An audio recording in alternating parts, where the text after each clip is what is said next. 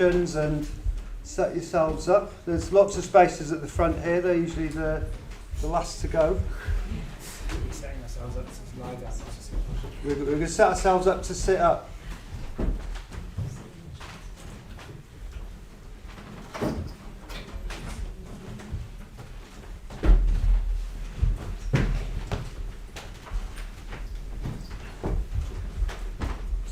That's right, keep coming in. We maybe want to take the seats from the front. There's always lots of spaces here at the front.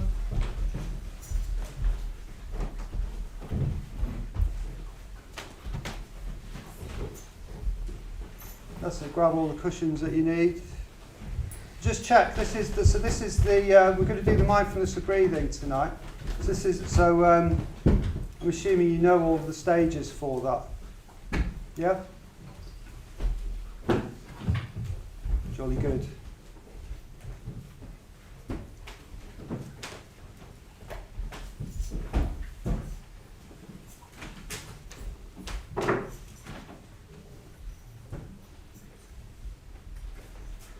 Great, we're all in.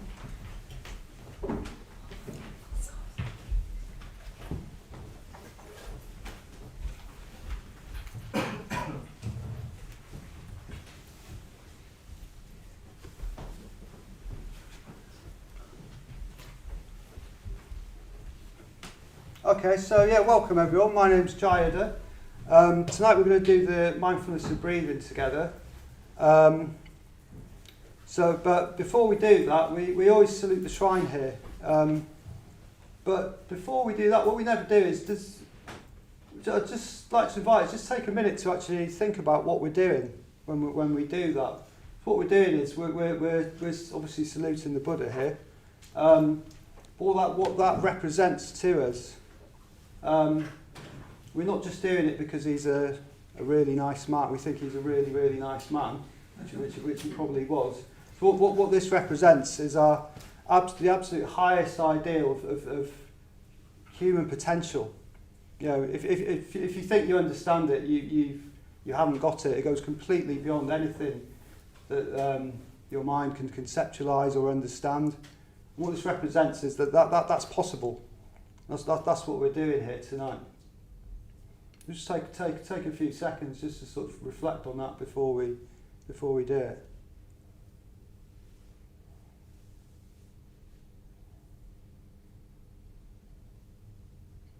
Okay, so we'll stand up. We'll salute the shrine together. We'll do that in call and response.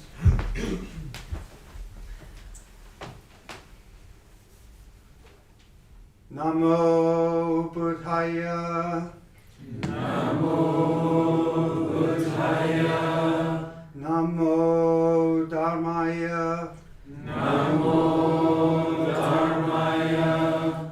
Namo Sanghaya. Namo Sanghaya. Namo Namah. Namo Namah. Om. Om. Hum. Hum.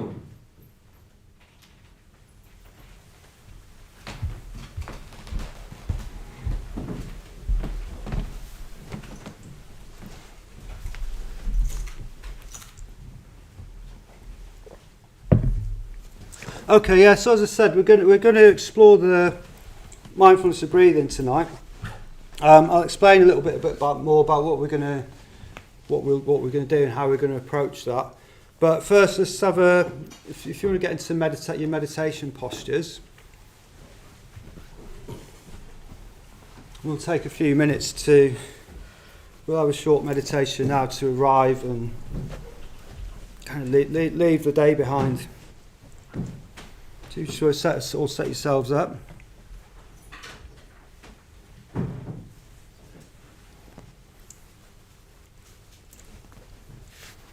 Just take a moment to make yourself comfortable.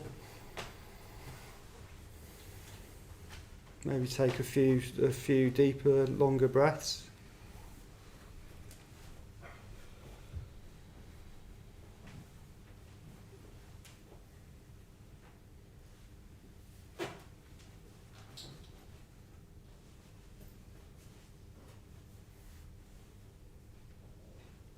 And as we're exhaling, maybe what we can just start to leave the day behind, whatever we've been doing.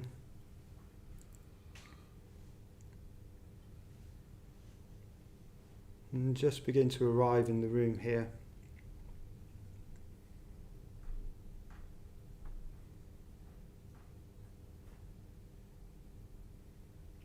And just for the first couple of minutes, we don't have to do anything at all.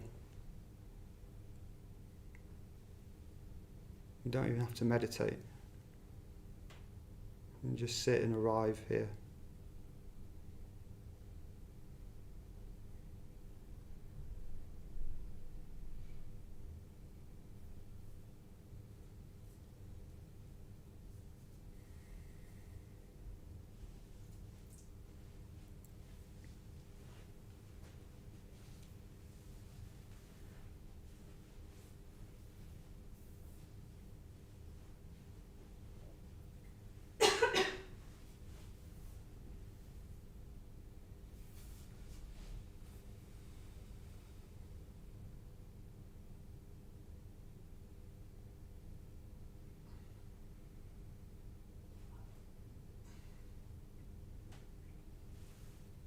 And just becoming aware of all the sensations of the body. So as we arrive into our bodies,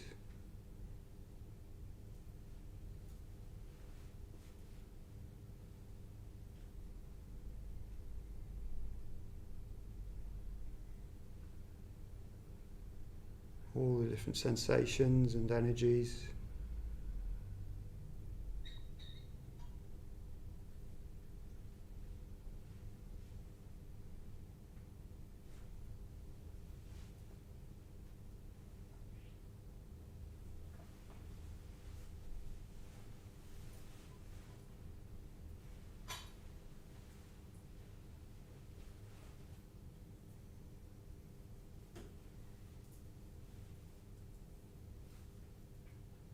Just really beginning to let go of the weight. Just really letting go of the weight of our bodies right down into the ground and the cushion. Just noticing the points of contact with the ground and the cushion as well. Just really letting go into that.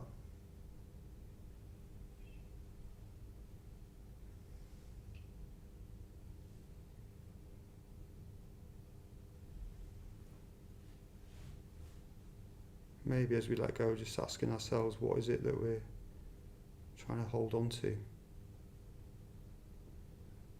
Just really getting interested in noticing what that feels like as we let go.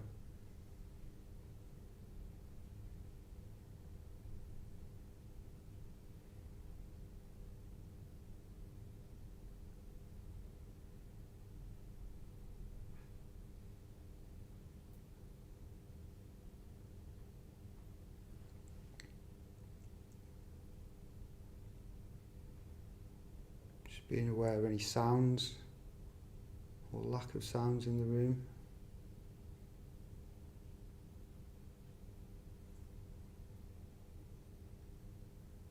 Temperature of the air on our skin.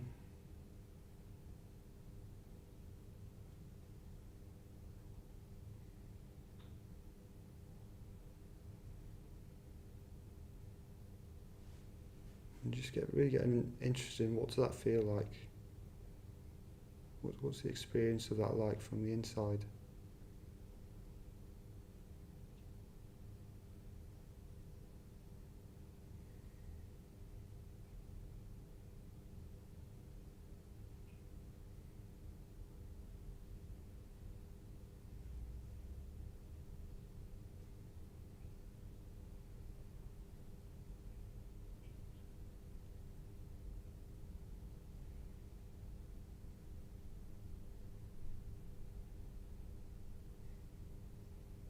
Being aware of any thoughts and images running through our minds and just allowing them to be.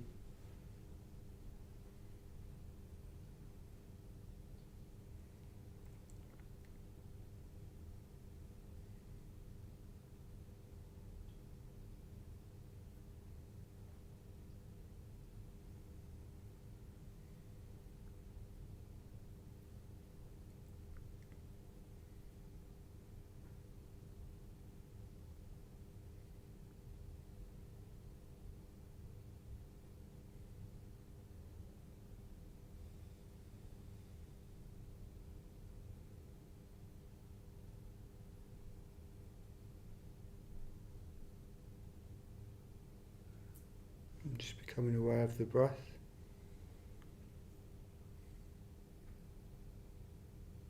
All the subtle sensations of the breath.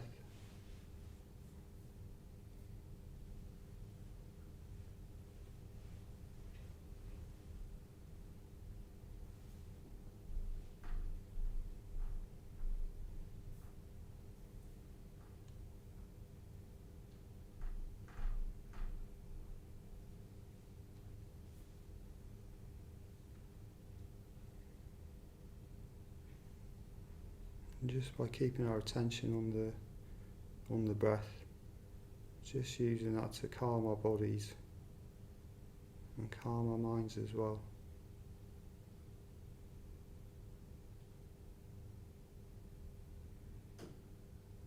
Just calming the body, calming the mind.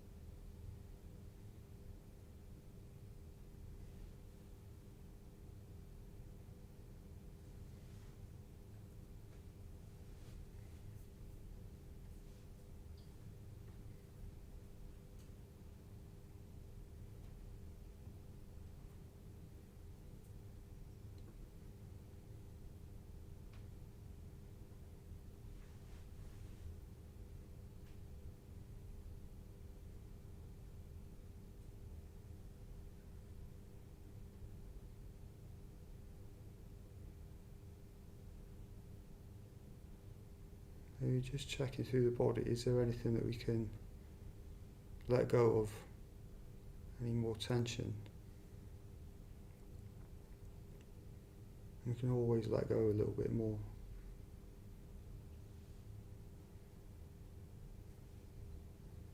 Maybe in our face, the shoulders, the belly.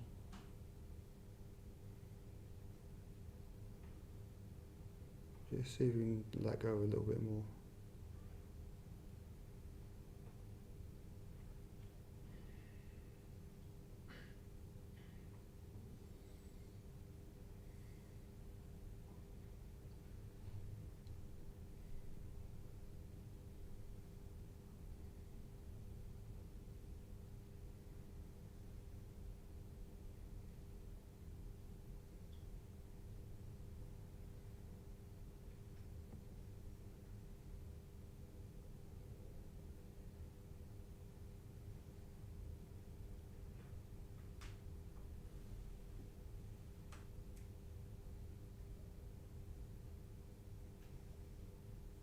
Calming the body, calming the mind.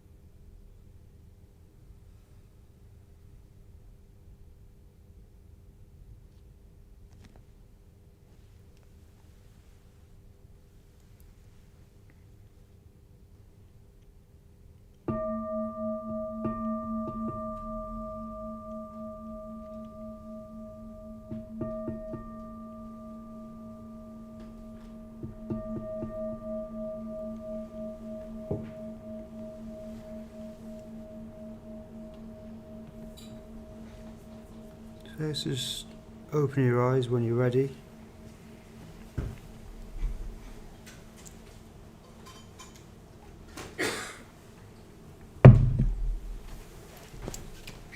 Yeah, do sit comfortably. I'm going to speak for a little bit before we meditate again. Hiya, good evening.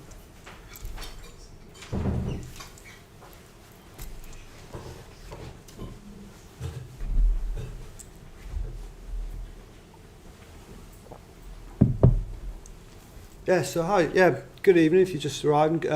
Good evening if you're tuning in from online. So yeah, again, warm welcome. My name's Jayada, and yeah, we're going to look at the mindfulness of breathing together tonight. And I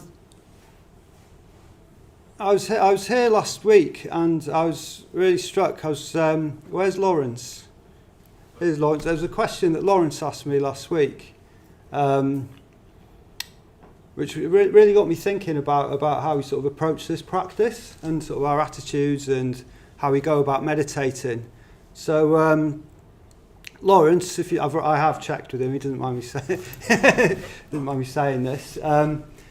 He was really keen. He was really keen on finding out more about dhyana. And has anybody heard of that? Like super conscious states. So it's just like really sort of deep levels of absorption. And it's quite exciting. It can seem like that's the goodies that we want to get to in meditation. It's understandable to sort of want to get to that. What I was really struck was when Lawrence asked me, I kind of felt quite humbled. I thought, oh my God, I mean, you'd probably be better off asking me about distractions than super conscious states.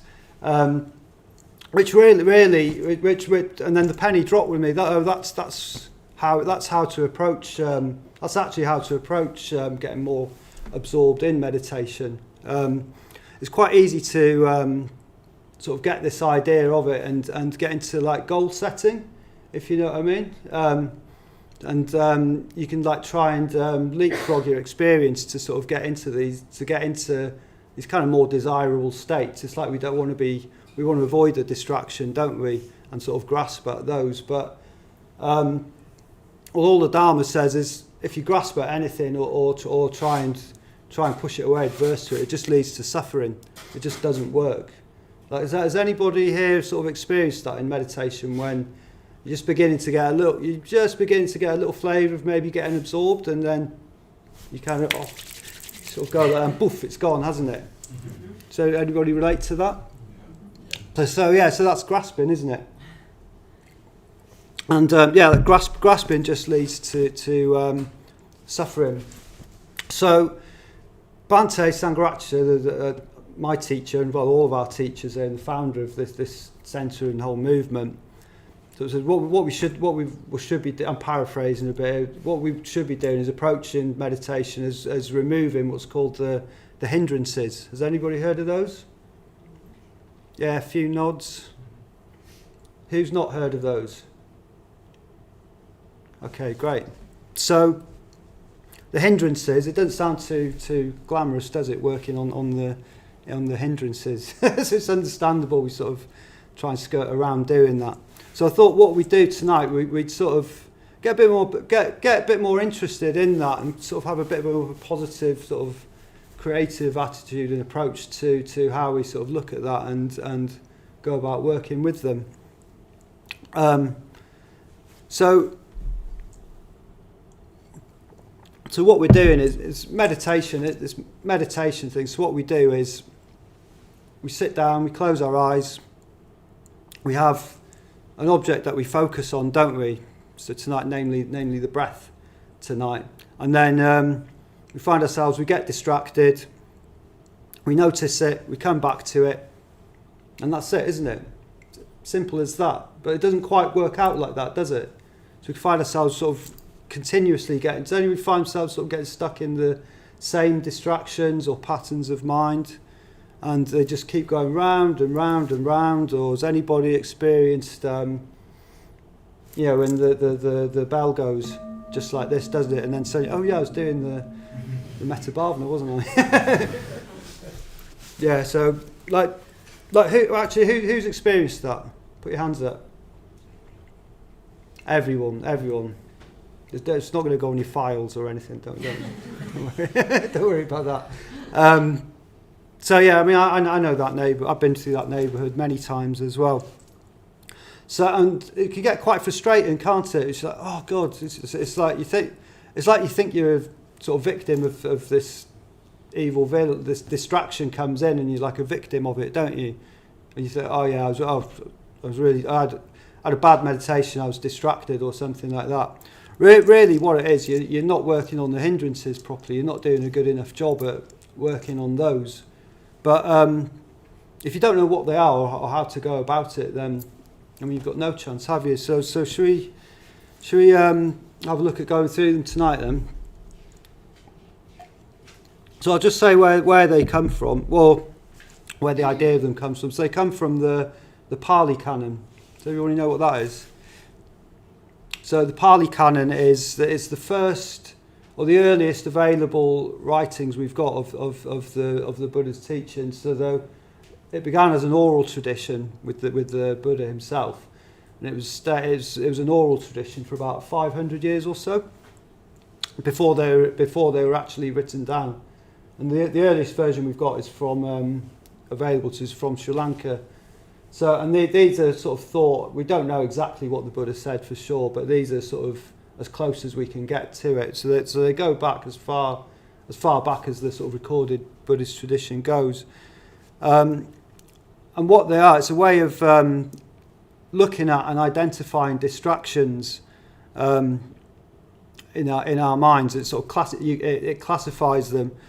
What Sangharakshasa says is being aware of the mental state is that we're in is the actual purpose, the whole purpose of mindfulness.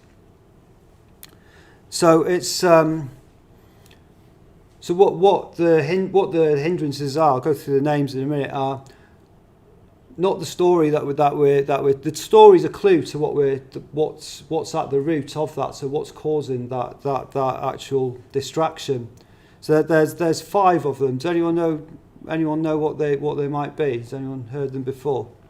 Yeah? Sense desire. So that's craving. Anyone else? Do anyone know you? The one I'm feeling tonight is sloth and torpor. Sloth and torpor, very good. So that's kind of sluggishness of the mind, or physically be it feeling, just feeling damn sleepy. Yeah. Anybody else? So there's 3 more. Aversion. What else? How else might you name that? Sorry? How else could you name that? Resistance. Yeah, ill will. Yeah, aversion, ill will. Yeah. So we've got craving or sense desire. So it's wanting something. Aversion. So it's not liking something. Sloth and torpor. There's 2 more. Anyone? Boredom. So no, that's not one of them. But what do you think boredom might come under? I'll name the other 2. So you got restlessness and anxiety. And the 5th one. This is actually the 5th one on the list. So Sangharakshasa says that it's the reason it's the 5th one on the list is because it's the last one that we'll get rid of. So it's everywhere. So it's doubt and indecision. So has anybody ever done the Metta Bhavana and then you think of a person and then you oh yeah, not that person, not that one. You think of another friend. Indecision. Or you can sit down. You're not sure which practice to do or something like that. You're at home. I'll do the mindfulness of breathing. Oh no, I'll do the Metta Bhavana. And you just go round and round like that. So really, what it is, it's a lack of commitment, and it's kind of in a class of its own, doubt as well, because it gets everywhere. So it's the last one to go. So we've got desire for sense experience, that's wanting something. Ill will, so not wanting something. Restlessness and anxiety, sloth and torpor, doubt and indecision. So do any of those particularly stand out to any of you just by naming them? Just have a little, you don't have to quite, just have a little think if any of those seem really familiar to you. So there are similes that can be used as well, which sort of describe all of these as well. So if you think of a container of water, so desire for sense experience. So what we want is the pure water, don't we? Really clean, calm, pure, settled mind. Desire for sense experience. An image for that is water stained by dye, so it's discoloured. Ill will. You've got water which has been brought to the boil. It's agitated, isn't it? The mind's kind of like that as well, isn't it? Restlessness and anxiety, which show water whipped into waves. Do you remember a choppy lake with waves, and all the white horses on top of those waves as well? It's really unsettled, isn't it? Sloth and torpor is water choked, which is sort of choked up by and clogged up by weeds growing in it. And doubt and indecision, it's water full of, it's full of mud. You imagine it being more mud than water, really sort of struggling to sort of walk through boggy ground like that. So what the hindrances are they arise when we're unaware, and when we react mechanically to things, don't we?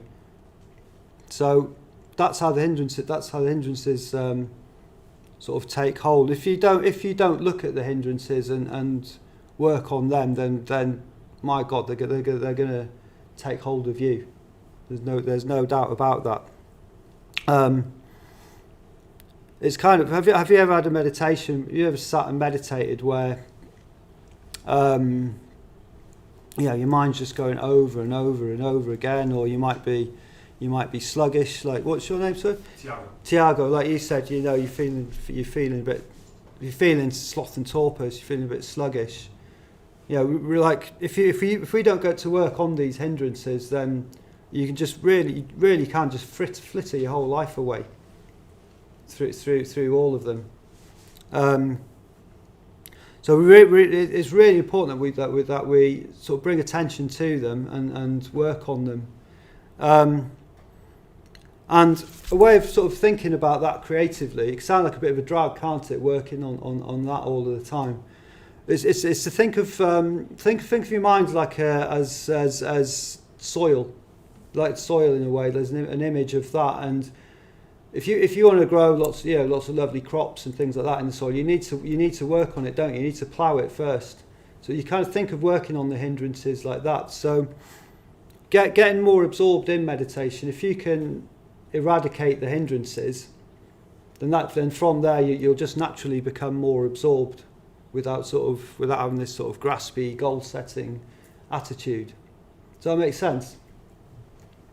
So we'll meditate in a little bit. We'll do the mindfulness of breathing, but before that, I just wanted to say there are antidotes to these hindrances, which I'll go through later on. I thought we'd do a little exercise first. So you hear about how we always talk about coming back to the body, don't we? In meditation, is everyone familiar with that?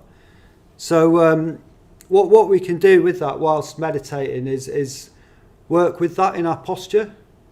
So if you're feeling a little restless or agitated, or your mind's constantly going with something, it registers in your body as well, doesn't it? So you can use your body to sort of relax more. You can do that, and it follows on and calms the mind, doesn't it? And similarly, if you're feeling a little bit sluggish, if you're full of like sloth and torpor, you can do the opposite. You probably need to sort of make your posture more upright and alert, or You can even open your eyes slightly as well. That's really effective, just for sort of brightening up your mind as well. As much as you need to. You know, I always find just sort of keeping my eyes like fixed, just still looking at the ground, but just letting enough light in. That's normally a good antidote for sort of sloth and torpor. And with doubt as well, what do you think the quick antidote to doubt might be? Just go with the first thing that comes to your mind. What's the opposite of doubt? Certainty. Sorry? Certainty. Certainty, yeah. Confidence, certainty. So like one thing you can be certain of, you know, I mentioned about the Pali Canon. These practices go back as far back as that as well. Like that they work. You know, you can really, all you have to do, I found quite all you have to do is the practice. It's all you have to do, and just have complete confidence that it works. I find that helps with doubt as well. So the first thing to do when we're meditating is first notice that we're distracted. Yeah? And then just acknowledge to ourselves that we're not meditating anymore. And without berating ourselves or getting hung up on it, just noticing that. And then the next thing to do is notice what hindrance we're in. So you need to identify what that is. Don't worry about forcing it out or anything like that. Well, the most effective way or basic way of working on it is just noticing them and just identifying them. There are further antidotes, like I said, we'll go through those later. And then just get interested in that. What does that feel like? Like coming back to the body. Just sort of notice that in your posture, and sort of work with that in your posture. You might need to. This is sort of the creative aspect of it. You just get interested, and you might need to relax a little bit more. You might need to just be a bit more upright, or open your eyes a little bit, or you might just be doubting yourself, or we all tell ourselves these stories, don't we? With doubt like that over ourselves, or the practice isn't working, I'm not doing it right. Just have confidence it works. Yeah. So it's good. So has anybody got does anybody want to ask any questions? Is that clear enough?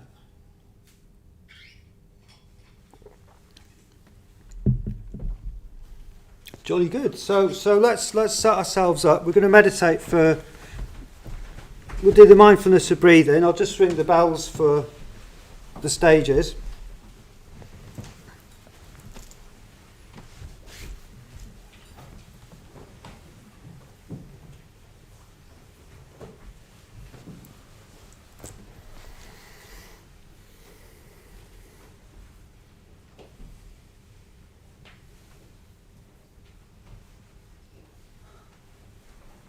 So just settling into our postures. Maybe taking a few breaths again, deeper breaths. And just settling into the energy of the body.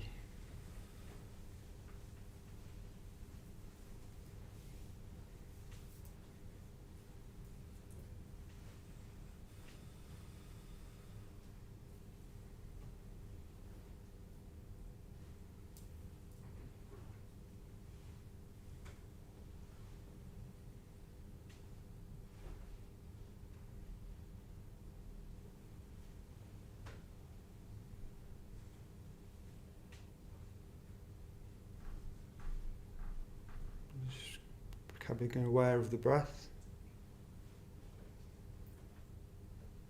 the subtle sensations of the breath.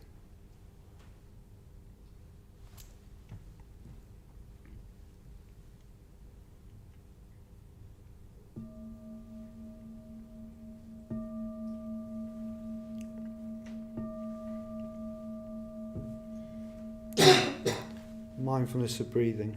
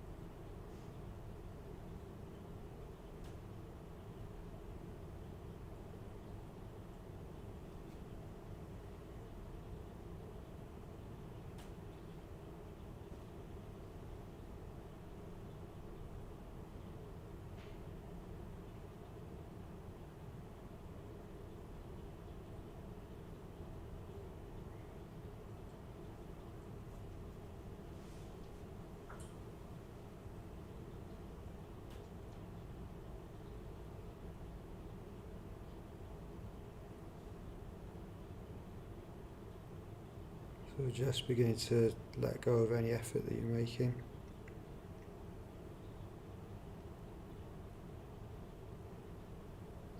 Just the last couple of minutes just sitting in awareness, just sitting with our experiences.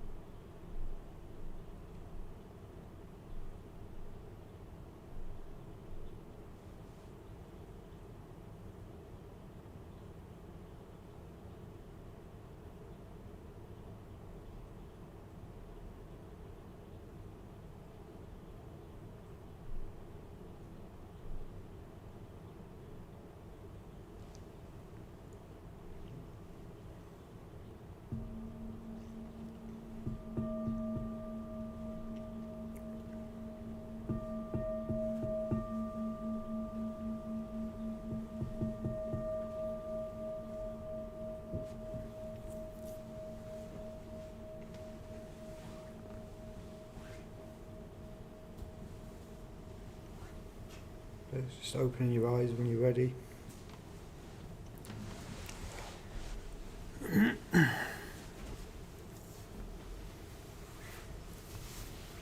Come out of your meditation posture.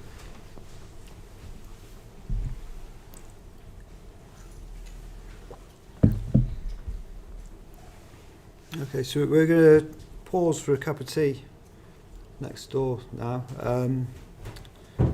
And then when we come back, we'll get back to the hindrances, and more importantly, I'll tell you what to do once you've eradicated them as well. So if you want to make our way next door, do feel free to sit on in here if you want to. Maybe if we keep this a quiet space for anybody who'd like to do that.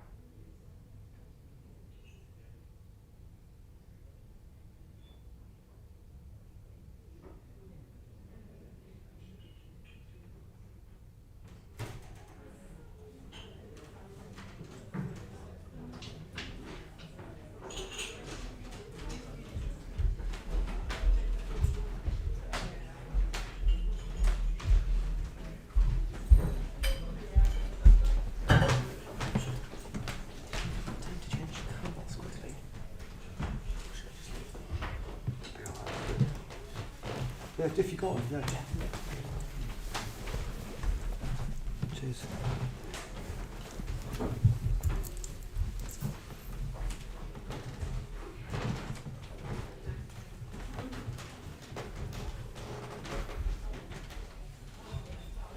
Hey everyone, welcome back.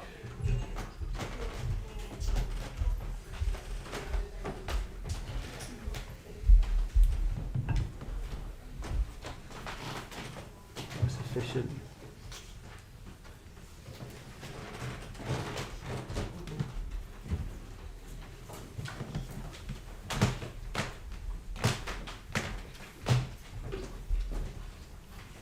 That was like an F1 team in the pits, wasn't it?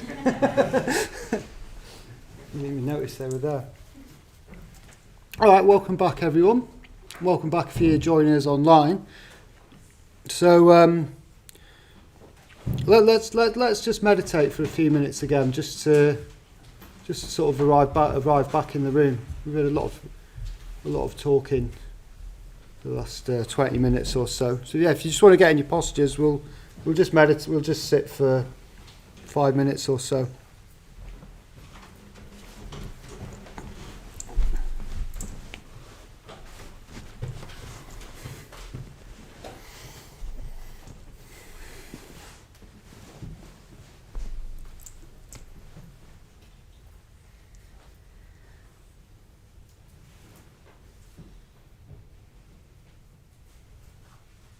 So just settling back into your posture and just closing your eyes.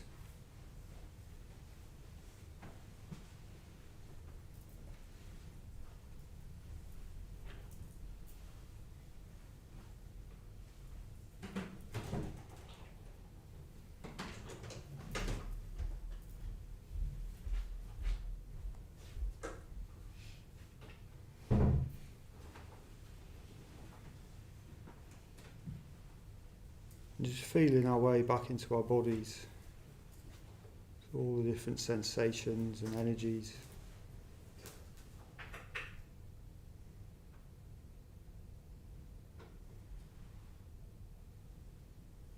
Some of them subtle, some not so subtle.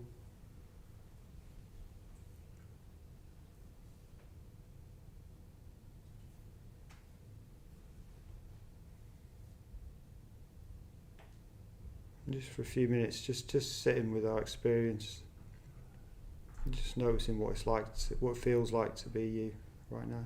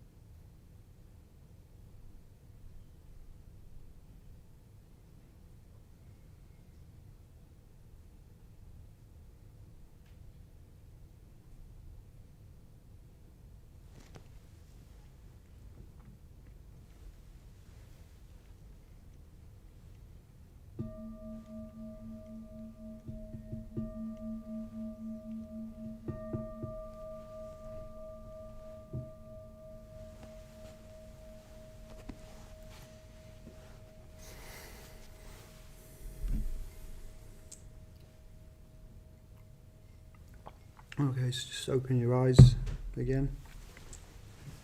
And just sit comfortably for a little bit.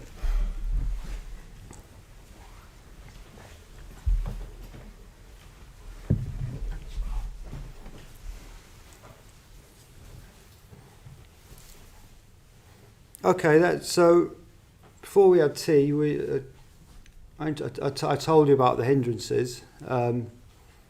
So they're things that they're ways of sort of classifying our distractions, aren't they? That get in the way of us just going deeper and becoming more absorbed in meditation.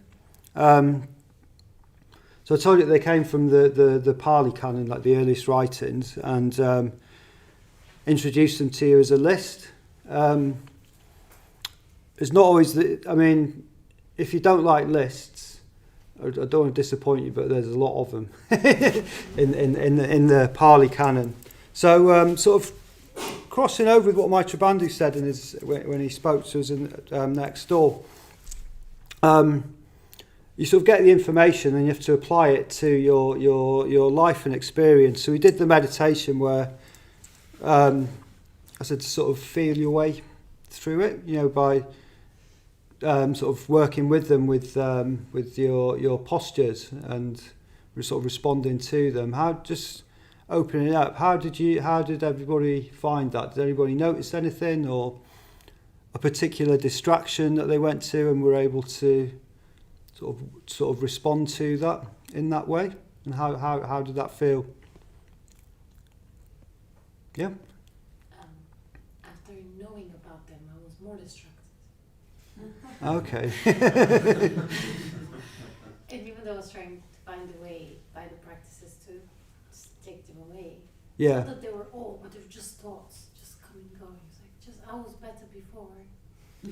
Yeah. So yeah. It was very interesting. So you got more aware of them. Did you find yourself sort of pushing, make that sort of push against them some more? Just getting back to my posture and breathing, but they were still there. They still kept coming back. Yeah. Yeah, and did working the posture sort of have an effect on them, or feeling your way through them? I feel because of my knowingness of who they are. That's why they decided to show up. Yeah. I think. Yeah. Which is very interesting because before that was more peaceful, but then it's interesting.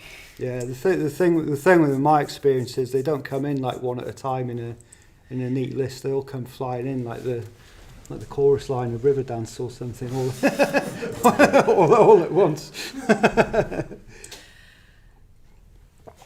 Yeah. Yes, I found it useful. So for me, it was bringing it back. I found the exercise of trying to link the thought that I was following, the thread that I was following, to one specific hindrance, a bit of a challenge, but one that I'm willing to take, just because sometimes I cannot really spot the emotion that is behind that thought. Yeah. In a sense, it might be an organization, a mind organization thing, like I don't know, reorganizing thoughts about work. And then I was like, when I was getting lost in the thread, I had the question, okay, am I really craving on something? And then I was like, in any case, I was distracted. And so I was going back to it. Yeah. So it was I found it helpful, and I found it surprising to see that at least tonight, I struggled a bit in understanding what kind of hindrance that was. Yeah. Well, really, we're not going to. It's very difficult to just sort of, eradicate them first time. Like really, what we'd like you to do is come to a class like this. I mean, don't see these classes and what we do here as, it's very easy to see them sometimes as, do you know those chargers you get in the airport, and like you look and you, oh my god, I've only got 76%. You run there, it's like you come here, you charge yourself up, and then you go out and you run your battery down all week, and then you come back. Like really, what we want you to do, and what is meditate at home. Take these up, meditate at home, and we really suggest like coming on retreat as well with us. That's why we're always suggesting. That's where you can really get to work on these. And what they are, the hindrances, they're habits of our mind. So what I've been taught, what Sangharakshita taught is there are antidotes to the hindrances in meditation, but really what's happening when we're meditating is we're sort of confronted by what our minds are really like and what they're like all the time. And you can work on them in meditation, but they're like band-aids that you stick over it. Like, to be really effective, like working on these all the time, is to like look at what you do. It's again sort of what Maitreya Bandhu said. You refer it to your life and experience. Like, it's probably indicative of what our minds are like through our lives. You know, like whatever. If you can notice that you're quite prone to restlessness, or maybe you're quite prone to doubt, really that's probably what your mind's like through the rest of your life as well. So like our meditation experience is influenced by our whole lives. So it's not just a case of, it's very effective working on it in meditation, but what our whole life's shaped by these hindrances. Like I said at the start, if you don't work on them, they're my God, they're going to work on you, and they're going to dictate the shape of your whole life. So it's really like getting interested in them. Yeah, like meditation can give you like a spotlight on them, but like you can really sort of get to work on them by just understanding how they work through your life as well. You can kind of think of them, they're like our favourite way of sort of pulling the duvet over our heads in the morning, you know, through our lives. And we experience them because that's our sort of usually it's our usual state through our lives. So saying that, it's like if you can really get to work on these by sort of doing work off the cushion as well in meditation, and sort of thinking about, and if you do thinking off the cushion, you're less likely to do it on the cushion as well. So it's like a balance as well of working on them in our lives and in meditation as well. Yeah, does that make sense? So yeah, there's the image, isn't there? Have you heard of guarding the gates of the senses? Have you heard that before? Just like if you imagine a house, and on the front of it there's a door, there's 4 windows. There are 5 senses, and the mind's a 6th sense as well. So we really want to be acting as the doorman to all that. So it's like what are you putting into your minds all the time? What's sort of feeding those hindrances as well? So yeah, that's I think that's enough about our lives.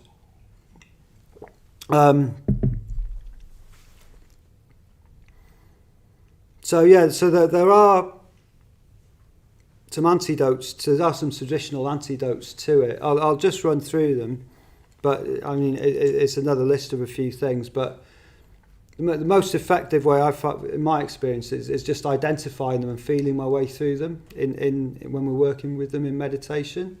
So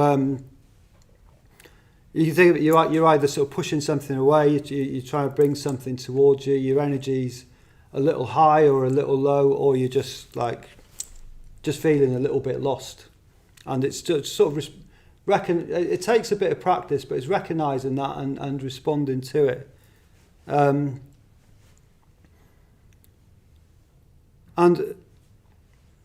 also, like if you're not distracted, you know, you don't have to go searching for them. That's a good thing as well. So if you find yourself not distracted, do you remember I mentioned about grasping at things at the beginning? It just leads to suffering. It's very easy to sort of get caught up in that in meditation, but like if you find yourself just beginning to get absorbed and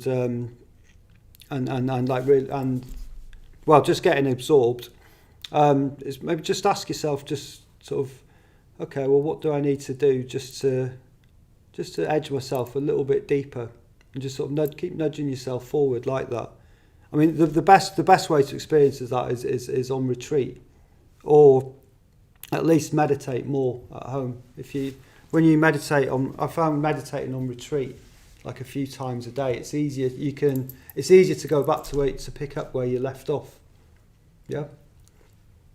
But like day to day in our lives, we can do it all the time. We've always got access to this. I've got a friend who lives up in the community upstairs who he tells me like the tube's the best place for him. You know, he does the Metta Bhavana with his eyes open on the tube, or you know, he just like really watches what the state of his mind is on the tube, like on trains and buses like that. Like you can do it anywhere. So it's really just getting an interest in these. Like what is your state of mind right now? Yeah. Okay, so I've said way too much. I'll just say quickly the traditional antidotes to these hindrances. So once think of the consequences. You know, this applies to outside of meditation as well. It's like, what's my life going to be like if I keep having an argument in my head, or you know, just craving nonsense, or you know, messing about on my phone all the time. What are going to be the consequences of that?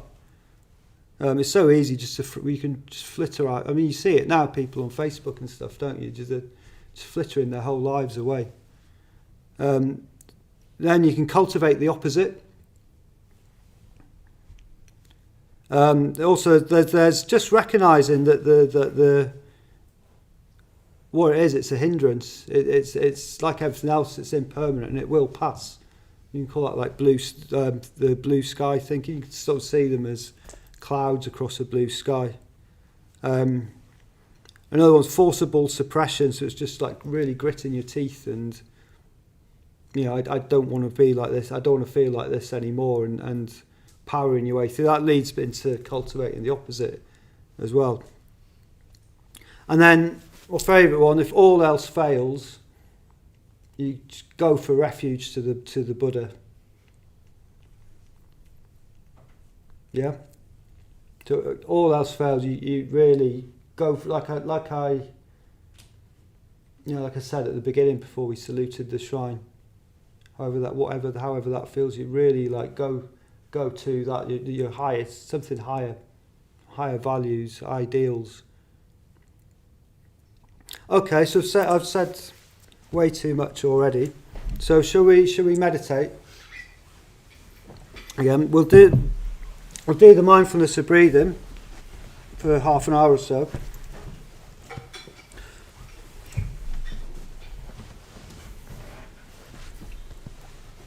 And yeah, just really encourage us, just really take an interest in what's going on in my mind when I'm distracted, and just noticing how can you nudge yourself out of this. Yeah, with that, just take an interest, and you don't have to react to it or shove it away. And just relax into that. Try and create some space around it.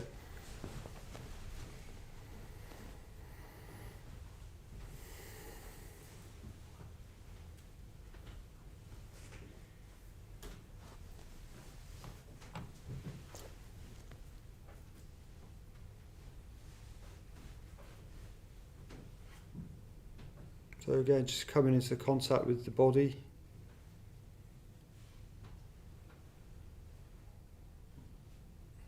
And just beginning to experience your body, you know, from the inside.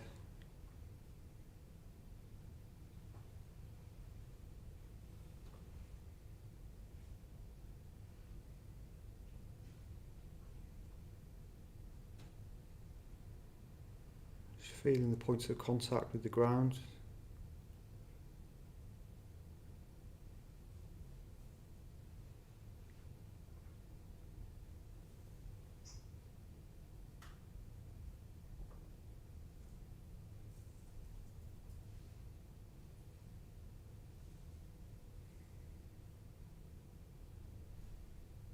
Feeling the temperature of the room.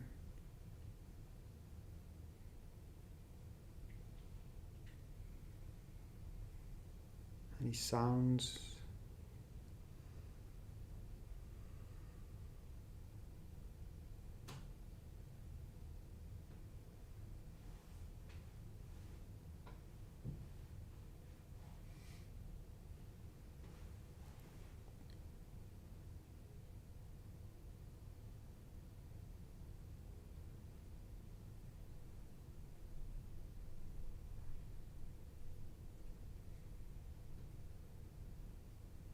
we find ourselves getting distracted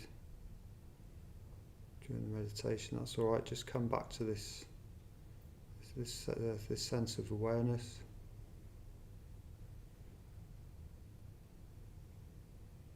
This awareness of the body.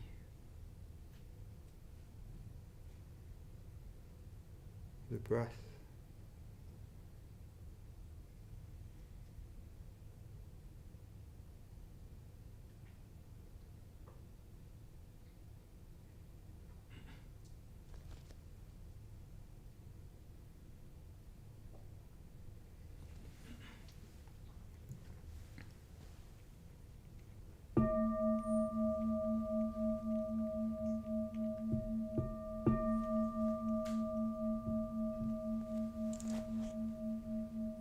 Mindfulness of breathing.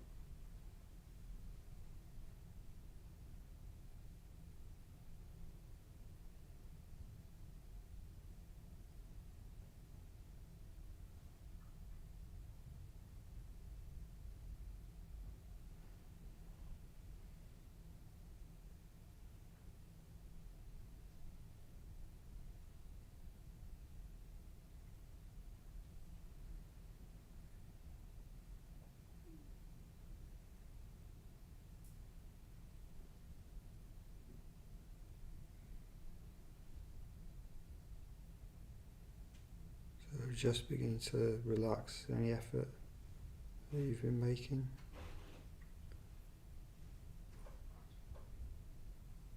And just letting go into sitting in awareness.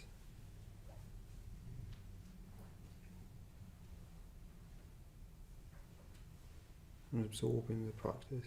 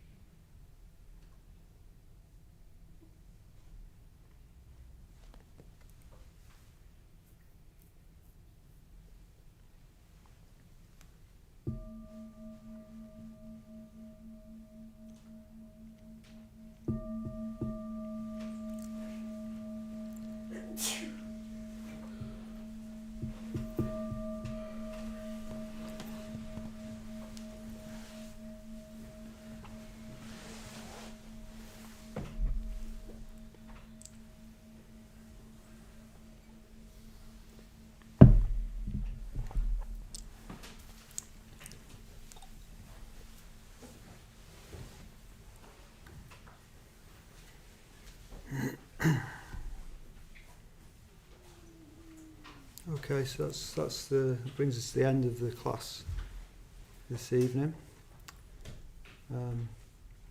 Thank you. It's been lovely meditating with you all. If you could, just ask if you could just help us out by putting your mats and cushions back as you're leaving, and you'll see some people with bowls on the way out. So if you don't know, we operate on a culture of generosity. We're called Dana. So everyone you see who's been helping here tonight, including myself, we're all volunteers. So we do this because we want you to experience the same things we've benefited from. But we do need donations to help keep us going. So if you're able to give, that would be very gratefully received. So it goes towards helping keep this place open, so anybody can just come in and benefit from the classes. So if you're able to make a donation on the way out, that would be great. And thank you. Thank you. Look forward to seeing you all again.